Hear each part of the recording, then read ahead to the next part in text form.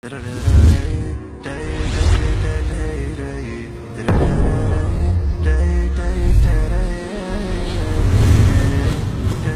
does fasting do to your brain? We had been made to believe that the average human should consume 3 meals a day, plus snacks and drinks. But the truth is that this amount of food is not necessary to maintain a healthy body and mind.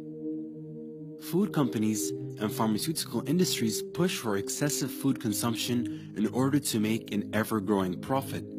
The bottom line is that healthy people who exercise and engage in fasting are not profitable enough for these billion-dollar companies. The sad reality is that many people today lack self-control and do not eat out of hunger, but purely for the comfort and enjoyment of food. This has sparked a rise in obesity and many other diseases. The Prophet, peace be upon him, emphasized the habit of eating less as a method of preventing sickness and disease. He said, "Nothing is worse than a person who fills his stomach. It should be enough for the son of Adam to have a few bites to satisfy his hunger. If he wishes more, it should be 1/3 for his food, 1/3 for his liquids, and 1/3 for his breath." Effects of fasting on the brain. Professor Mark Mattson at Johns Hopkins University, chief of the Laboratory of Neuroscience with the National Institute on Aging. He has published a number of papers that can explain how fasting 2 times a week can reduce the chances of developing Alzheimer's and Parkinson's disease, which are on the rise. We've known for quite some time that alterations to one's diet impacts brain functionality. Neuroscientists have found that overfed brains are more likely to become impaired. Mattson reports that fasting causes an array of neurochemical alterations in the brain. Abstaining from food boosts cognitive function, decreases inflammation, and helps one cope with stress. Fasting is the equivalent of issuing a challenge to one's brain. The brain responds by modifying stress pathways and consequently reducing the risk for various diseases. A person who fasts empowers his brain to boost its protein production and catalyze the growth of neurons and bonds between neurons. Memory ability and learning aptitude increase in response to fasting as it stimulates the creation of ketones and mitochondria in neurons/nerve cells. Fasting even bolsters the fortitude of synapses. In some instances, fasting helps create new nerve cells from the hippocampus's stem cells. Fasting for DNA repair. Professor Mattson has also found that those who practice fasting are more likely to enjoy enhanced nerve cells that repair DNA.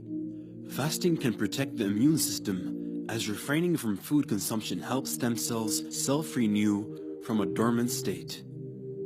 Fasting essentially destroys old, compromised immune cells and catalyzes stem cells to form a brand new, perfectly healthy cells.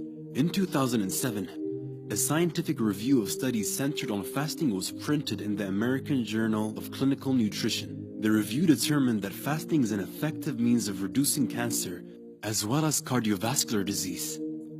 The article also provided evidence that fasting has the potential to treat diabetes. It is clear that fasting boosts the brain's health and functionality as well as the integrity of the cells throughout the body. The problem? You'll most likely never hear about any studies performed by the pharmaceutical industries or any food companies regarding the merits of fasting.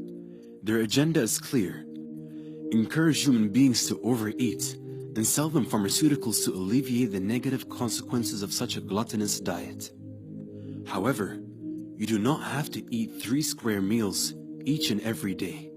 You have the power to read about the benefits of fasting and incorporate this knowledge into your everyday life. To conclude, as time goes on, science will continue to uncover information that supports the Muslim way of life. Professor Mark Mattson mentioned some powerful life-changing benefits that come from fasting twice a week, but fasting twice a week is not a new thing for Muslims. The Prophet, peace be upon him, used to fast on Mondays and Thursdays every week outside the month of Ramadan. This sunnah is still practiced by millions of Muslims all over the world who continue to benefit in ways they didn't even know.